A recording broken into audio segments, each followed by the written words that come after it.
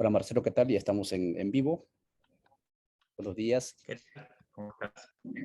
Anunciábamos entonces, estimados seguidores, estimada audiencia, que a raíz de una de las últimas conversadas, abordajes que hicimos sobre los impactos del conflicto en Ucrania para la región de América Latina, pero sobre todo para los pueblos, surgió la inquietud de esto del petróleo. Y justamente de eso vamos a conversar hoy. Como nunca antes se ha nublado la nube, el mundo de lo mediático, con la cuestión esta de la guerra en Ucrania. Pero más que destrucción inmensa como se han visto en otras invasiones, como puede ser Irak, Afganistán, etcétera, lo que se ve aquí es una destrucción económica. Eh, Oye, ayer, imagínense, ayer los Ecuador, ¿sí? Productores de banano estaban tapando caminos con banano porque el banano no puede entrar a Rusia, ¿sí? Porque de cada 4 bananos, uno va para Rusia, indicaban. Brasil, ¿sí? Brasil también está bastante movido a Petrobras en estos últimos días, muy a pesar de que no tiene, no, Marcelo nos explicará qué tiene que ver Petrobras con el petróleo de Rusia, ¿no? Pero subió alrededor de 19-20%, ¿sí? En el Perú, Petroperú está en el mismo debate. En Guatemala, el petróleo, cuando estaba en 130 el barril, aquí llegó a 40 quetzales el litro, digo, el galón, ¿no? De diésel, pero no bajó, ¿sí? Bajó tal vez al 38, 37. Ahora, ojo, el petróleo ya no está a 130, está a menos de 100, ¿sí? A inicios del 12, hace 8, Marcelo nos va a decir a cuánto por ciento subió el petróleo en los últimos tiempos, pero yo recuerdo que el petróleo estaba pues por debajo de los 60, por los 80, por ahí, ¿sí? Y después se tiró hasta 130. ¿Qué pasa? De eso es lo que vamos a hablar hoy, ¿sí? Paraguay está en el mismo conflicto, la gente está molesta, ¿sí? Y las grandes molestias todavía no han llegado, amigas y amigos, y yo estoy hablando como microcampesino por opción situado del mundo rural campesino, no han llegado todavía porque falta, por lo menos en esta parte del mundo, por ejemplo en Centroamérica, que lleguen las lluvias, ¿sí? Ya estamos preparando la tierra y vamos a necesitar fertilizantes. Por más que hablemos del buen vivir, seguimos utilizando fertilizantes y el fertilizante está hecho a base de productos y eh, hidrocarburos, ¿sí? Amoníaco. Estoy hablando de fosfato, etcétera. Si bien es cierto, en la anterior campaña de producción estaba ya 150 hasta 170% por encima, ¿no? de lo que se había, estaba al inicio de la producción, ahora esto va a estar, me imagino, alrededor de 300, es decir, va a estar por los suelos. ¿Qué va a pasar con la comida? Sí. La pandemia ya nos hundió en la situación de empobrecimiento a varios millones de latinoamericanos y más esta pandemia de los petrodólares o petroguerra, no lo sé. Pero es Marcelo quien va a conversar con ustedes, amigas y amigos. Muchas gracias por seguirnos nuevamente. Son las 8:05 de la mañana, aquí en Centroamérica, donde está Marcelo, son las 11:05 de la mañana.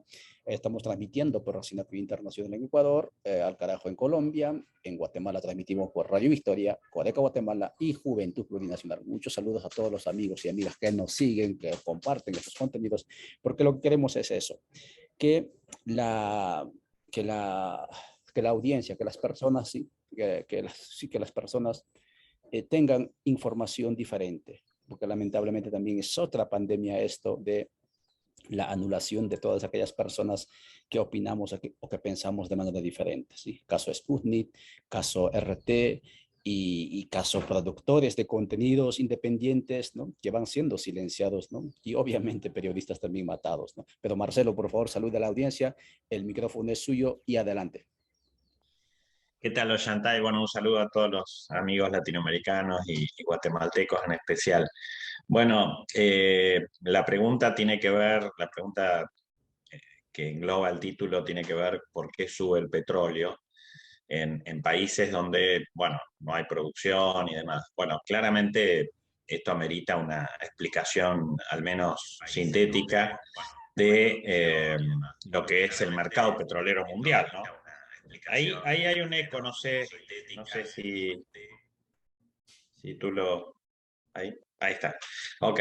Eh, Básicamente hay unos 25% de países de todo el mundo, 200 países en total, que manejan la producción petrolera mundial.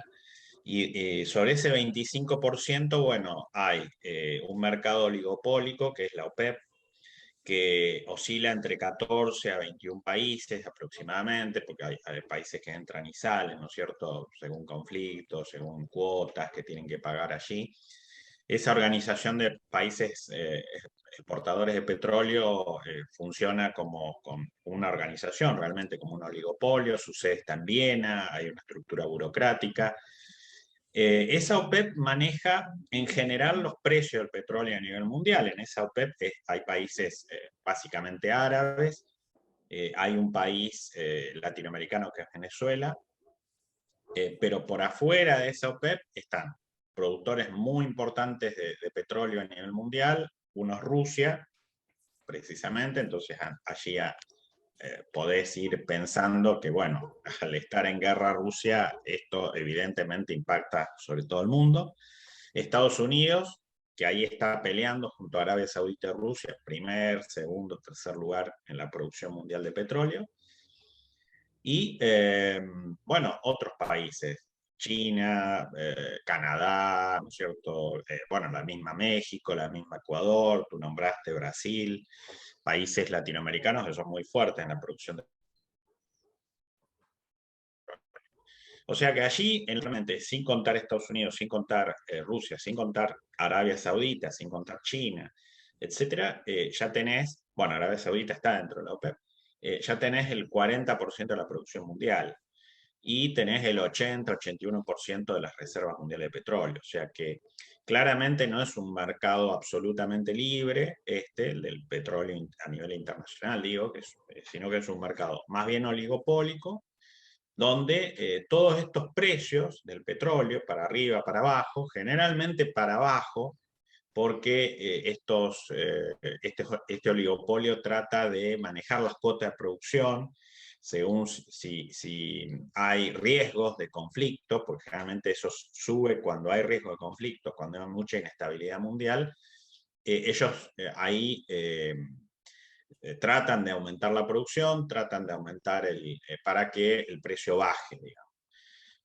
Tratan de evitar las crisis, los aumentos de precios. El primer gran aumento de precios fue el 73, la famosa crisis del petróleo, la primera gran crisis del petróleo, y después, a lo largo del tiempo, bueno, ha habido momentos de mayor aumento de precio del petróleo, ha habido precios más bien bajos en los últimos 20 años, salvo 2007, 2008, 2009 en la crisis financiera, bueno, la guerra de Ucrania, la guerra del sudeste ucraniano, perdón, 2014. Es decir, en general se ha mantenido $20 el barril, $30 el barril,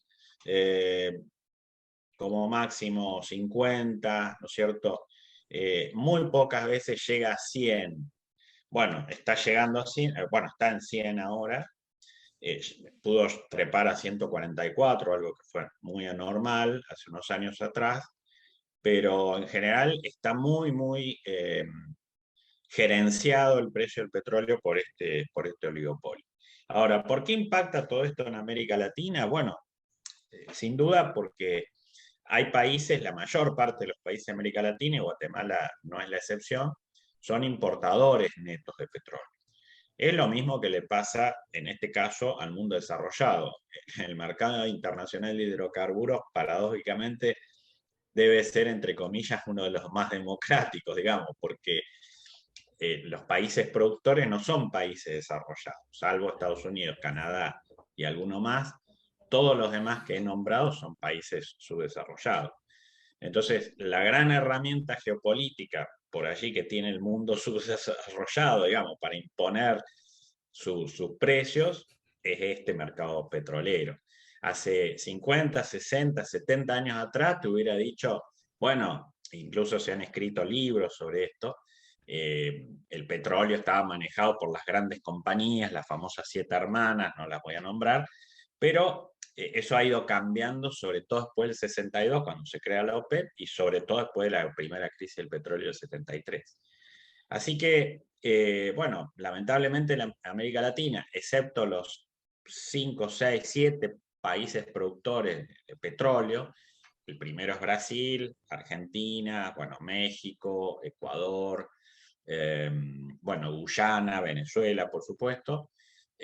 Bueno, los demás, lamentablemente, reciben los coletazos, como tú decías, de estos precios internacionales de la gasolina. Pero te decía, en esta misma situación está Europa, en esta misma situación está Japón, es decir, hay países desarrollados que están sufriendo las mismas consecuencias que tiene América Latina. Lo que ocurre es que, bueno, esos países tienen más espalda financiera como para, por ejemplo, darse el lujo de que el precio no impacte sobre el combustible, sobre la gasolina, sobre el galón, cuando tú vas a la estación de servicio, a la bomba de benzina, como dirían los chilenos, para cargar naftas o benzina, sino que ellos pueden darse el lujo, como se ha dado el lujo Polonia, Italia, algunos más, de bajar el precio de la nafta, bajando los impuestos que están adentro del componente, digamos, del precio de la nafta. Bien, muchas gracias, Marcelo. Marcelo Montes desde Argentina nos está abordando a usted y a mí, amigas y amigos, amigas, seguidores, cómplices en este intento de producción de contenidos diferentes, o por lo menos con perspectiva diferente sobre el mismo mundo en el que vivimos, porque sube el petróleo para nosotros en Aviala si nosotros no consumimos petróleo ruso. Hay una determinación por parte de los Estados Unidos bloquear el ingreso del petróleo ruso hacia su territorio y obviamente allí tiene que ver mucho la guerra comercial por control de mercados. Pero Estados Unidos apenas, según tenemos información, consume menos, alrededor del 7% del petróleo que consume es ruso. Y claro, si es esa mínima cantidad el petróleo ruso en esta parte del mundo y en buena medida los precios del petróleo se deciden en el mercado de valores de los Estados Unidos, entonces, ¿por qué, por ejemplo, tendría que subir el producto, el precio del petróleo Petrobras o Petroperú? ¿No? ¿Cuál es la razón? Si exactamente saben que la subida del precio del petróleo afecta no tanto a los ricos, sino sobre todo a la gente, ¿no? que trabaja para vivir. Esas son las inquietudes que nos motivan para conversar, amigas y amigos, con Marcelo esta mañana. Marcelo, ¿qué tienes que decir al respecto? Estados Unidos consume, sí, requiere esa cantidad de petróleo y es más, está lejos, ¿no? Sin embargo, ¿cómo afecta el conflicto de Ucrania en el precio del petróleo? Bueno, eso forma parte del repertorio de castigos específico a Rusia, ¿no? Como es un país productor de petróleo, mueve el amperímetro, como dijimos antes, en términos de los precios. Bueno, Estados Unidos, este es un castigo más bien cínico, porque como tú dices, Estados Unidos es uno de los principales productores del mundo de petróleo, ha tenido una gran revolución tecnológica con el famoso fracking, que es esta perforación hidráulica, ¿no es cierto? Que es un tubo que mete en la roca con agua para presionar sobre la roca y destruirla de esa manera que fluya, digamos, el oro negro que está allí abajo. Esto es desde 2008 para acá y esto ha permitido que Estados Unidos aumente muchísimo su producción. Y entonces no dependa, como tú dices, no dependa de tanto de los países árabes ni de los rusos, ¿no?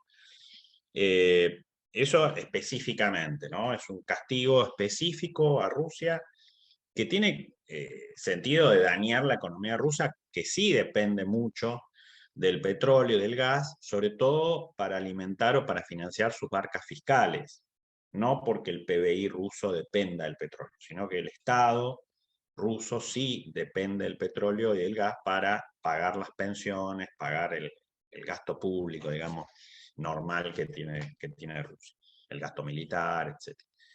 Ahora, yendo a la pregunta, o la subpregunta respecto a América Latina, bueno, ¿por qué Petroperú aumenta? ¿Por qué YPF aumenta? ¿Por qué Petrobras aumenta? Bueno, básicamente porque estamos hablando de economías, lamentablemente o no, globalizadas, que en todo caso están interrelacionadas por inversiones, porque bueno, hay contratos con empresas transnacionales, la misma Rusia, por ejemplo, tiene esto, es decir, además de Gazprom y las empresas petroleras rusas, Lukoil y demás, todas tienen convenios, asociaciones, joint ventures, sobre todo en términos, Ollantay, de inversiones para exploración. El mercado petrolero mundial es muy caro, sobre todo en términos de exploración, ¿no es cierto? Entonces tú necesitas inversiones, por más que tengas la empresa estatal más autosuficiente del mundo, digamos, en algún punto siempre vas a tener alguna conexión con algún capital extranjero, norteamericano, chino, árabe, ruso, el que sea.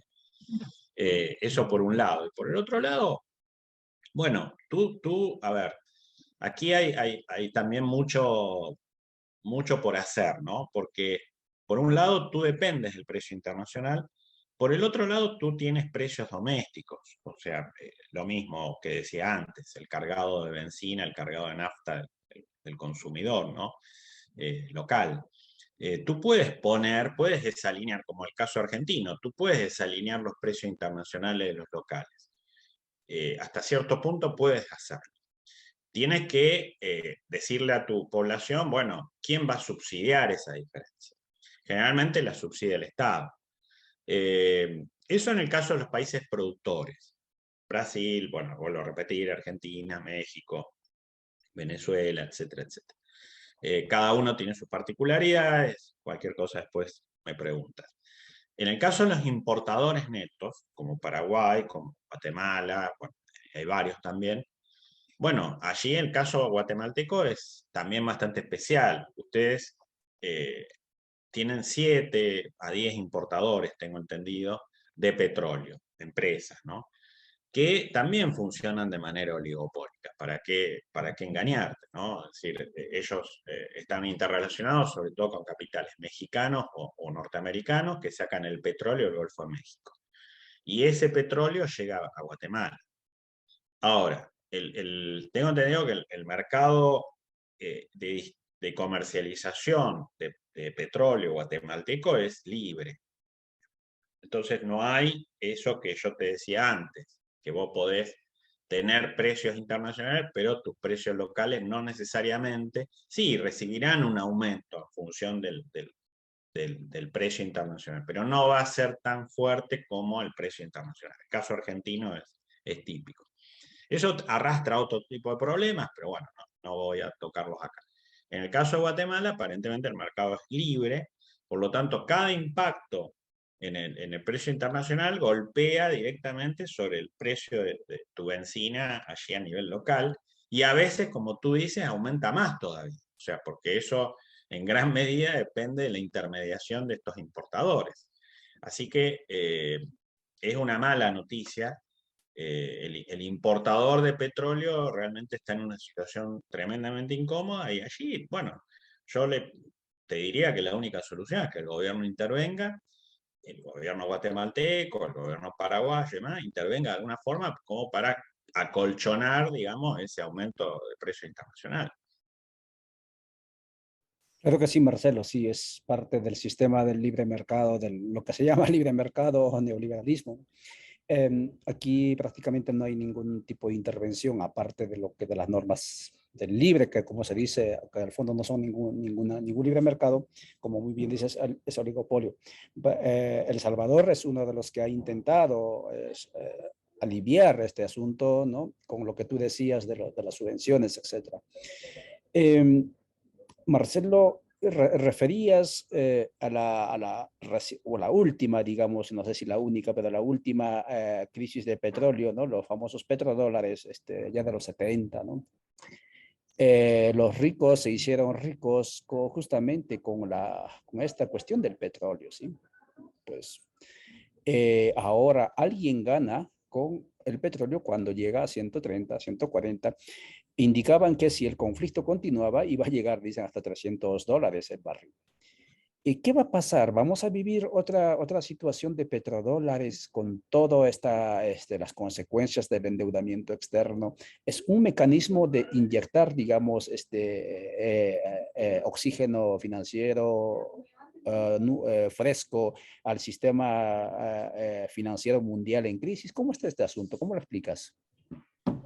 Bueno, sí, efectivamente, estamos ante el riesgo, ya lo estamos viviendo, no es futuro, esto es presente, de una gran inflación mundial. El aumento del precio del petróleo en el 73 detonó 5 o 6 años de mucha recesión, de todo lo que se llamó stagflation, esta inflación, es decir, mucha recesión y mucha inflación, tanto en los países ricos como en los países pobres. ¿Quiénes ganaron en ese momento? Bueno, algunas minorías, algunas élites árabes, sobre todo, que después invirtieron en Europa, en hoteles, bueno, en todo tipo de inversiones inmobiliarias, aliados con ciertos capitales europeos, occidentales, obviamente, porque también hay sectores de este lado que ganan, ¿no? Innegable. Yo creo que después de cierta pax petrolera que hemos vivido durante bastante tiempo, por razones tecnológicas también, porque ha aumentado la inversión en energías limpias, ha habido mucha conciencia ambientalista en todo el mundo, en los países desarrollados, ni hablar también en los subdesarrollados. Eh, bueno, estamos teniendo un retroceso en ese sentido. Y esto, claro, nos deja muy vulnerables a lo que tú dices, estos sectores o estas élites que ganan mucho dinero con estos cimbronazos, eh, pero que le hacen la vida imposible a las sociedades, porque la inflación es un mal bueno, afecta a todos, sobre todo a los de menores ingresos. En los países subdesarrollados no hay fórmulas mágicas para solucionar este problema. Los países ricos, bueno, tienen otras alternativas, pero los países pobres no.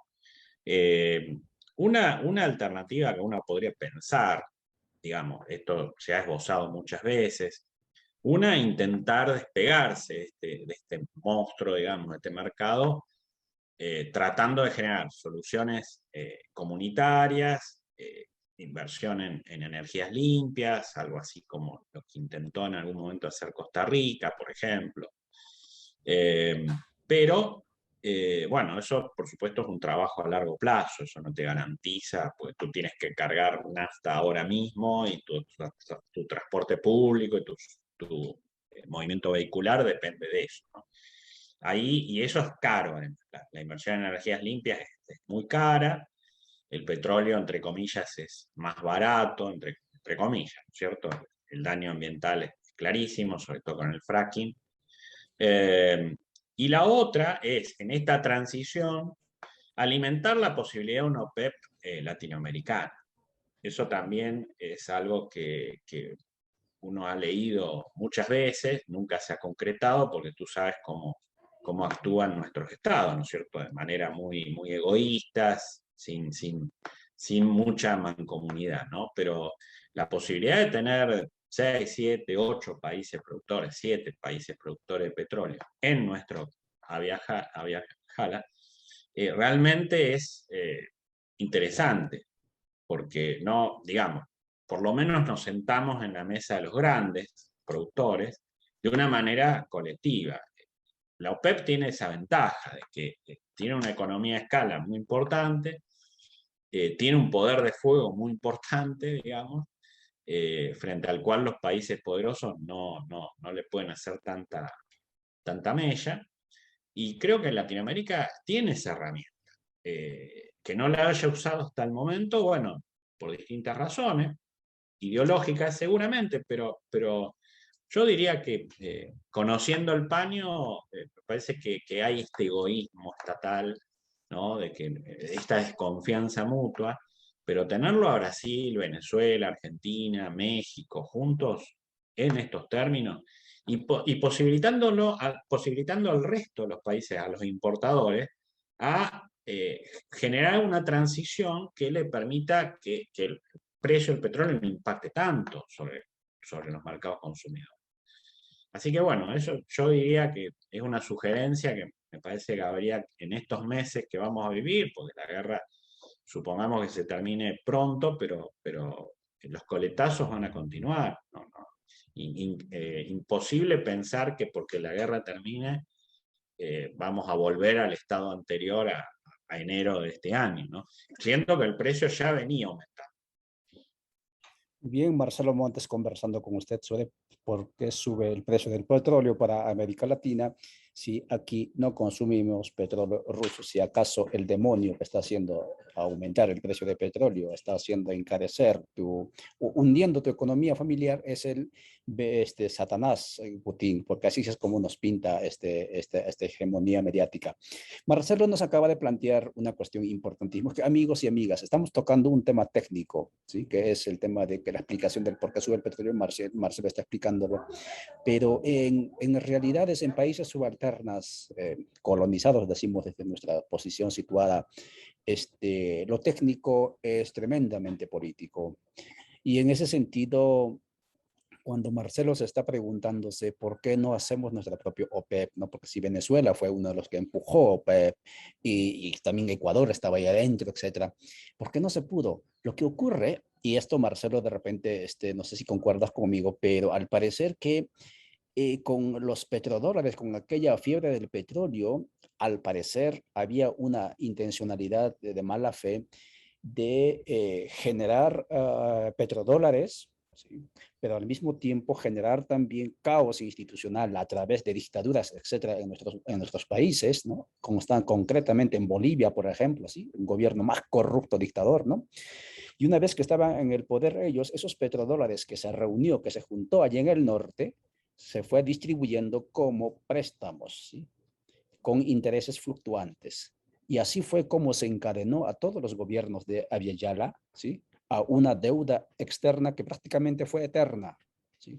Y de eso casi hemos estado saliendo en algún momento. Pero ahora otra vez viene esta situación, ¿sí?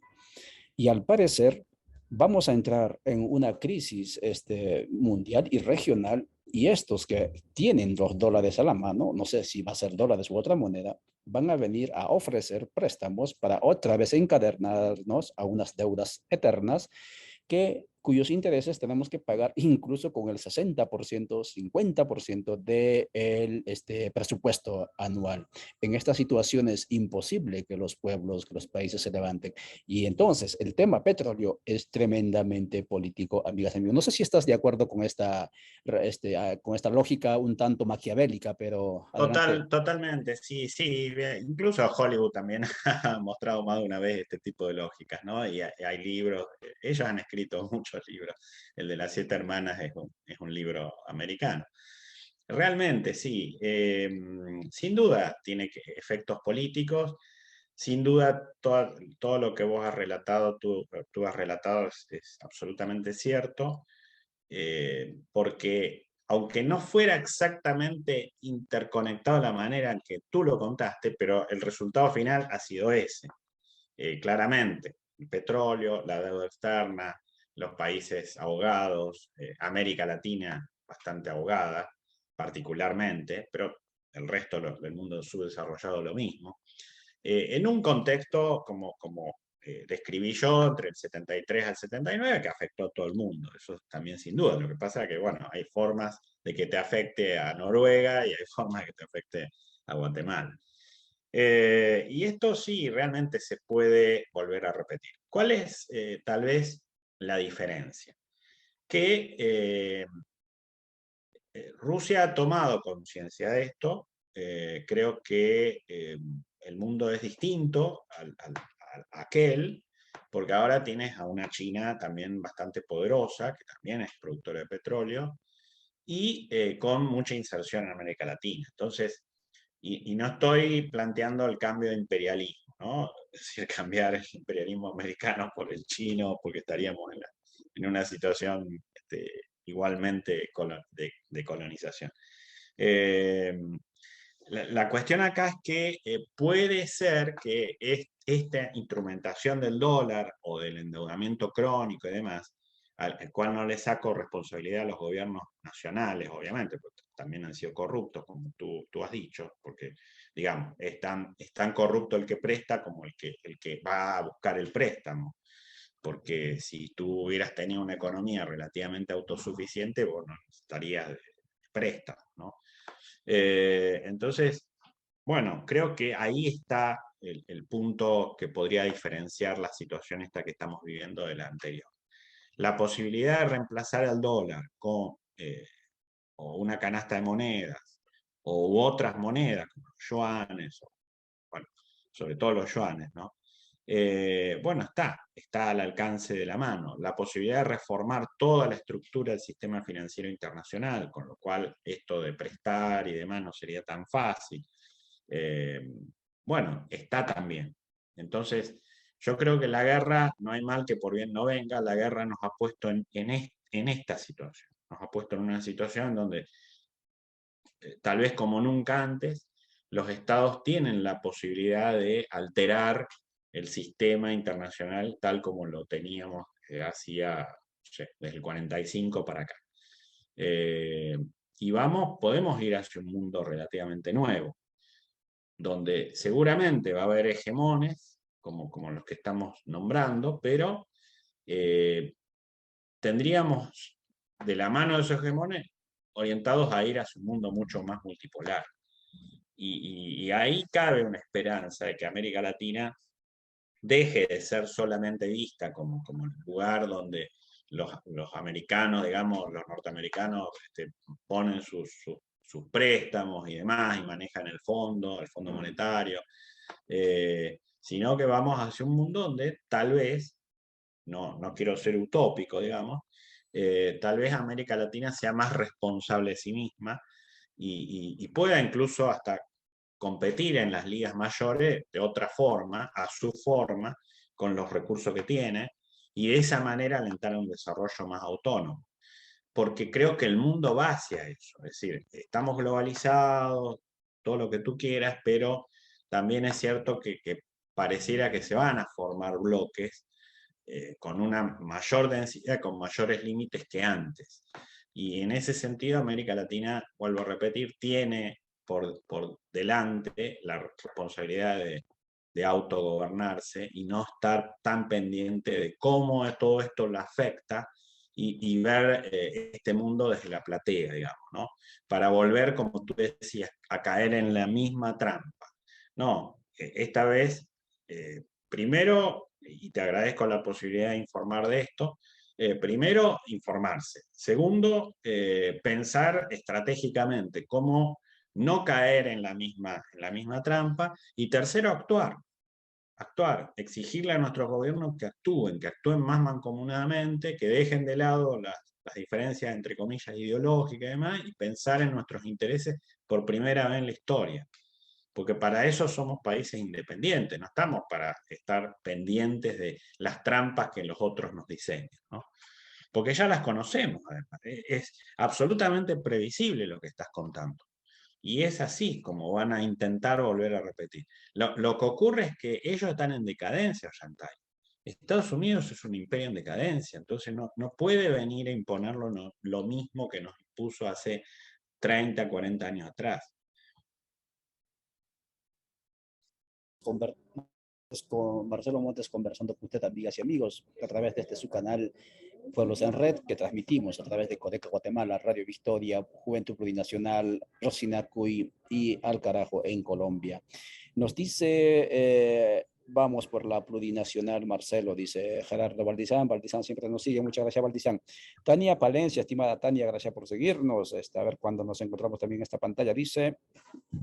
Por eso debemos vincular la lucha por la nacionalización de la energía eléctrica con la producción de diversas formas de energía ecológica en todo el mundo. Claro que sí, Tania. Por allí también están las comunidades y pueblos en resistencia por esta parte de Guatemala y otras partes. Y ahí nos ponen más mensajes. Ramírez Andrés dice, importante tema, estamos pendientes desde acá, Jutiapa, oriente de Guatemala. Muy bien. Y así hay más mensajes. Muy bien, muchas gracias por seguirnos, amigas y amigos. Estamos hablando de por qué sube el precio del petróleo si aquí en Abya no consumimos el petróleo ruso. Y Marcelo nos indica que tenemos que ejercer nuestra soberanía, y esa soberanía energética, pero sobre todo político, que energía en buena medida es político aquí, depende también de cada uno de nosotros, de usted, porque nosotros somos los que ponemos gobiernos, no somos nosotros los que hacemos que la dirección política, ideológica, económica de nuestros países giren a un lado o hacia el otro. OPEP no va a ser posible, o una OPEP similar, digamos, ¿no? Una organización de productores de petróleo en esta vía ya no va a ser posible en la medida en que hayan intereses, embajadas externas, digamos, ¿no? Evitando que los pueblos vayan por la dirección por donde tienen que ir. Pero hay una voluntad que no puede quebrar cualquier imperio, sea chino, gringo, sea del cóndor o del águila o del dragón, ¿sí? Cóndor nunca va, todavía nunca ha sido, no va a ser, eh, porque esa voluntad es la voluntad de usted y el mío, ¿sí? Y por lo tanto, si estas voluntades soberanas lo vamos sumando, es posible avanzar hacia donde nos está planteando Marcelo. Marcelo, otra pregunta un tanto también que no tiene explicación es, en las últimas semanas Estados Unidos se acercó justamente al demonio que decía que era demonio Venezuela, ¿sí? Pidiéndole petróleo. Antes de eso se acercó, si mal no recuerdo, a los países árabes, ¿no? Kuwait, no sé dónde, y aquellos le dijeron, no vamos a producir más, ¿sí? La cuota que estamos haciendo es esto, no vamos a sacar más, ¿sí? Eh, ¿Por qué Estados Unidos se preocupa de esta manera? Hay efectivamente interés de que el precio del petróleo, de que el mundo no caiga en una crisis petrolera, o por qué actúa de esta manera y cómo vislumbras esta situación. ¿Será que países como Venezuela u otros que en buena medida, por ejemplo, son grandes productores de petróleo, pero que nunca se han arrodillado a los Estados Unidos, se arrodillarán en algún momento? Adelante. Bueno, Estados Unidos se mueve así, primero porque está gobernado por una élite que eh, intenta preservar sus propios intereses de la mano de la globalización, de la mano de lo que sea, del mercado petrolero o de las energías limpias, porque también eso este, está en discusión allá, ¿no? Eso por un lado. Por el otro lado, eh, Venezuela es simplemente un peón geopolítico en la estructura de esta élite para Estados Unidos. Este acercamiento con Maduro está producido sobre todo pensando en la lógica de dañar la economía rusa. Es decir, para que Venezuela no le compre, o mejor dicho, no le venda petróleo a los rusos, no genere interrelación con los rusos, siendo que los rusos y los chinos, bueno, ya sabemos, en los últimos años han tenido inversiones y han tenido acuerdos de exploración muy importantes con Venezuela. Entonces, el acercamiento con Venezuela está dado simplemente para eso, para tratar de desvincularla de la economía rusa, no porque Rusia sea la Unión Soviética, al estilo de cómo financiaba o subsidiaba a Cuba, digamos, ¿no? Pues no tiene de ningún modo ese rango, pero sí tratar de cortarle una interrelación empresaria, económica, comercial, con un país latinoamericano como Venezuela. Eh, Simplemente eso, no veas otra intención, digamos. Bueno, por supuesto, todo lo que después pensemos nosotros, el resto de los latinoamericanos, la propia oposición venezolana y demás, bueno, queda secundarizado, porque claramente tú ahí te das cuenta que los demonios para Estados Unidos son volátiles, ¿no es cierto? Un día es uno, otro día es otro, y todo en función de intereses, insisto, no creo que de todo el pueblo norteamericano, sino de una élite, de la élite, digamos, ¿no? Porque tampoco quiero responsabilizar al Partido Demócrata o al Partido Republicano. Es un grupo de gente que es muy poderosa y que quiere preservar esos intereses. Eh, y respecto a, me olvidé la otra parte del razonamiento tuyo. Eh, Creo que tenía que ver eh, bueno, con el resto del mundo, digamos. Estados Unidos en relación al mundo. Yo insisto, creo que son todos manotazos ahogados que está dando. Es decir, más allá de responsabilizar a esa elite de la elite, en todo caso son trompadas al aire, como un boxeador que está groggy, que no quiere, por supuesto, blanquear su situación de declive evidente. El declive está dado por ellos mismos, porque tú te das cuenta que el 80% de los diputados norteamericanos no tiene pasaporte, es decir, es un país que se está mirando cada vez más a sí mismo, al ombligo, y que intenta desprenderse del poder que en algún momento tuvo a nivel mundial, porque está claro que las otras potencias han avanzado, y está claro, bueno, hasta estadísticamente, el 45 Estados Unidos era el 50% del PIB mundial, ahora es el 18, con suerte. Entonces, digamos, es evidente que es un país, incluso desde el punto de vista del turismo mundial y demás, tú ves en las aerolíneas norteamericanas, los turistas son chinos, no son norteamericanos. Los norteamericanos no salen al mundo como salían en los años 60, en los años 70.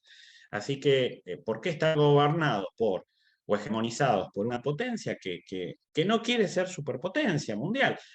Lo quiere ser en función de los intereses de esa élite, digamos, que, que, que, que quiere preservar esos intereses en función de sus propias tasas de rentabilidad, pero nada más. Muy bien, Marcelo, gracias por tu aporte, por tu reflexión. La gente agradece. Dice Gaisca desde El Salvador. Saludos, gracias por dar enfoques diferentes a las mentiras omnipresentes desde los medios claramente pro-occidentales y su nueva censura informativa. Eh, Aquí hay una cuestión que dice, entonces quieren estar allí con Putin, qué mal. No, no, aquí nadie quiere estar con Putin, ojo, ¿sí? No. En primer lugar, el capitalismo ruso, ¿sí? No es el horizonte. El capitalismo chino no es el horizonte, ¿sí? Porque todos ellos son altamente colonizadores también, ¿sí? No sé si van a ser peores, no los conocemos, pero que el imperialismo, que la dominación es altamente perverso para los pueblos que simplemente queremos coexistir, ¿sí? Eso es censurable desde todo punto de vista. Van a ser siempre letales para nosotros. En ese sentido, no estamos en esa situación. Lo único que estamos indicando es que hay una intencionalidad con esta guerra, digamos, energética, de uno, crear un enemigo mundial, ¿sí? Que lo personifican en uno, en este caso la persona que estaba mencionando. Dos, hacernos creer y atacarle, ¿sí? Con todo a este enemigo mundial. Tres, crearnos miedo, ¿sí? Incertidumbre, por eso ya suben las cosas, ¿sí? Y en esa situación, entonces tenemos que identificar algún enemigo y por eso golpeamos duro a ese enemigo construido justamente por el patrón mundial, que en este momento, como dice Marcelo, está dando sus manotazos de ahogado. Marcelo, tengo algunas preguntas más. Una tiene que ver con el tema de estoy pensando en Bolivia. Bolivia, como bien decía Tania, nacionalizó los hidrocarburos allá a inicios de la década esta, ¿no? A la mitad de esta década, de la primera década de este siglo, quiero decir, 2006 en adelante. Ha creado su petroquímica o está empezando con su petroquímica, genera su propio abono, digamos, de urea, etcétera, porque de ahí vienen los productos, amiga y amigo que me sigues del campo, que produce, que consumes, que utilizas, viene del petróleo. Y entonces la urea, el fosfato en Bolivia no ha subido, es más, es bastante accesible, ¿sí? Y en ese sentido, ¿qué pasa con los productores agrícolas que dependen para producir de los insumos provenientes de hidrocarburos en esta situación de la crisis petrolera? ¿Cómo ves esta situación? ¿Y cuál es la situación también en Argentina? Adelante, Marcelo. Bueno, el caso boliviano es muy interesante porque ha tenido un manejo presupuestario, además, extremadamente prudente, y al mismo tiempo le ha permitido, eh, a este boom del precio del petróleo en su momento, le ha permitido al gobierno de Evo Morales aprovechar todo ese boom de una manera muy prudente, muy racional, mejorando la calidad de vida de los bolivianos, inflación prácticamente no ha tenido. Y esto se ve acompañado en los últimos tiempos por la política del gobierno de Luis Arce, o sea, hay bastante continuidad. Siempre tú cuando tienes un manejo presupuestario equilibrado, es justamente una de las maneras de ejercer tu soberanía. No dependes de créditos externos, puedes direccionar los capitales según a ti te guste, digamos, o al pueblo le guste. Y lo mismo los precios políticos para los productores.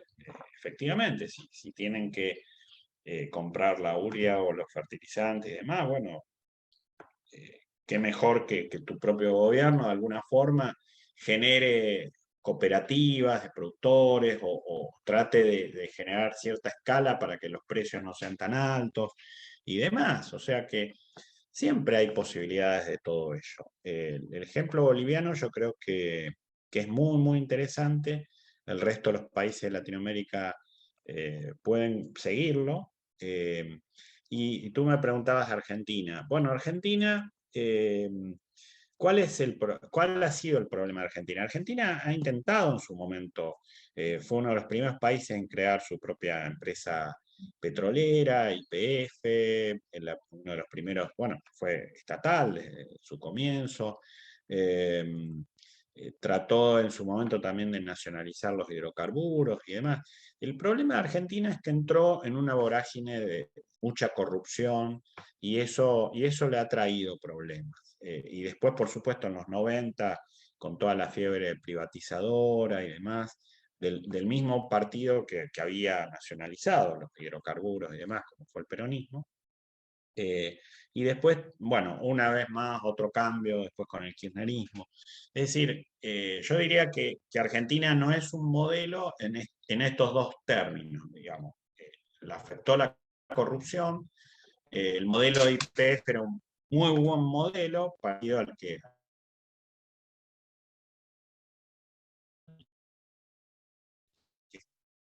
está ensayando de inestabilidad política, más cayó en una ola de corrupción.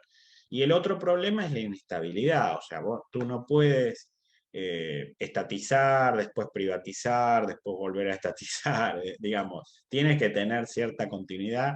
Y yo en ese sentido creo que el pueblo, los pueblos tienen que ser muy conscientes de eso, tienen que estar bien informados para evitar que los gobiernos tomen estos ciclos, digamos, como si fueran vaivenes y, y dotarle de mayor estabilidad, porque son inversiones muy importantes.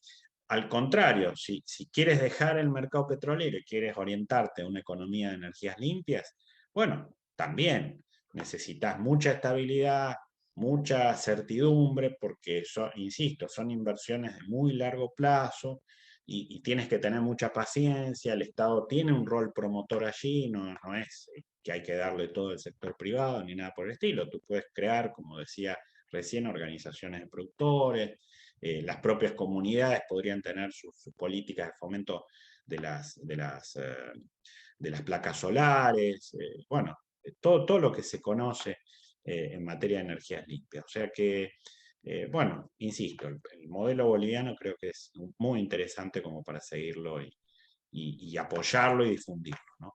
Yo te agradezco también, la cuestión mediática es muy importante, Ollantay. Lo estamos viviendo ahora con la censura fenomenal que hay en los medios occidentales, y no, insisto, y no por defender a Rusia o frente a Ucrania, ni nada por el estilo.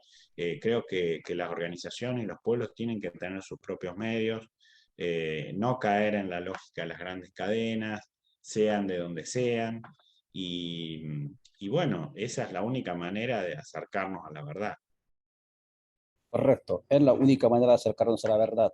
Anabela López desde Jalapa nos dice saludos desde el departamento de Jalapa, muy buena información para el buen vivir que nos beneficia a todos. Efectivamente, Anabela es una de las compañeras campesinas que produce comida para que usted y yo aquí en Guatemala comamos a base de abono orgánico. ¿Sí?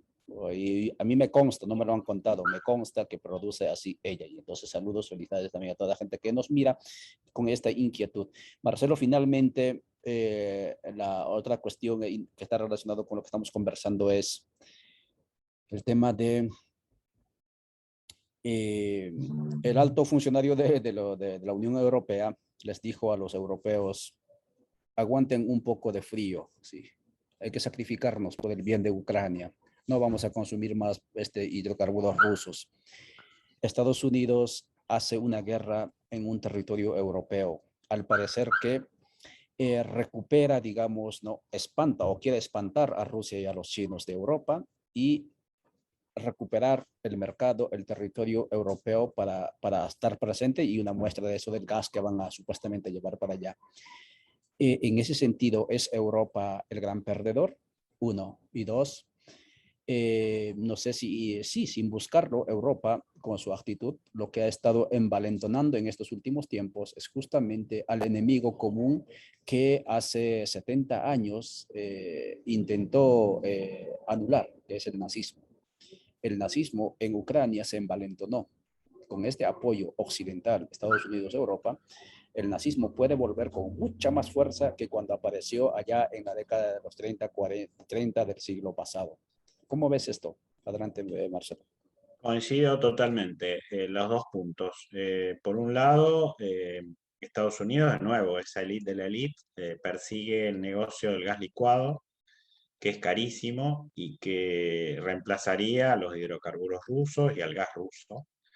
Eh, y bueno, sin duda que allí Europa ha tenido una actitud timorata, dubitativa, pusilánime por donde se la mire, con líderes muy mediocres, con líderes que han sido segundones de los intereses de Biden, porque tranquilamente, primero que el conflicto era evitable.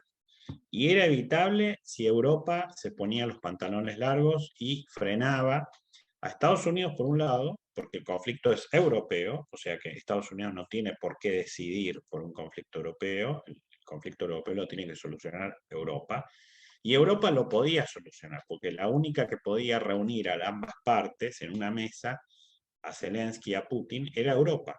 Tenía la fuerza necesaria como para hacerlo, porque como tú dices, y concateno con el segundo punto, toda esta ola de refugiados que ya está generando 3.100.000 y va para 4, afecta a Europa, no afecta a Estados Unidos. Es decir, estos refugiados, por más que algunos ucranianos caigan en Estados Unidos, bueno, básicamente es un problema que va a enfrentar Europa.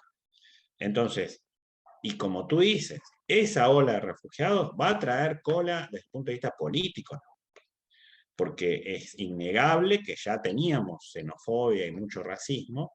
Bueno, se va a incrementar la xenofobia y el racismo. No será fácil para los europeos, aunque ellos digan que bienvenidos los refugiados por razones humanitarias, no será fácil para las sociedades europeas soportar 4 millones de ucranianos en sus territorios, con ONG financiadas por Estados Unidos para, como vimos el otro día en Londres, ocupar edificios de los ex oligarcas rusos en nombre de una cierta justicia social, digamos, ¿no?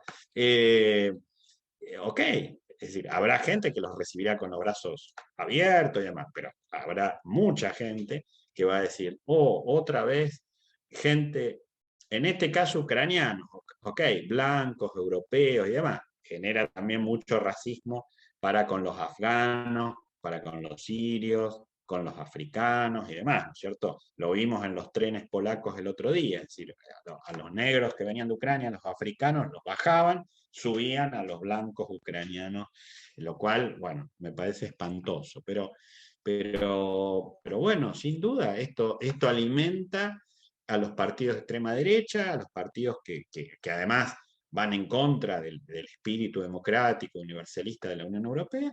Por lo tanto, sí, efectivamente, coincido con los dos puntos totalmente con vos.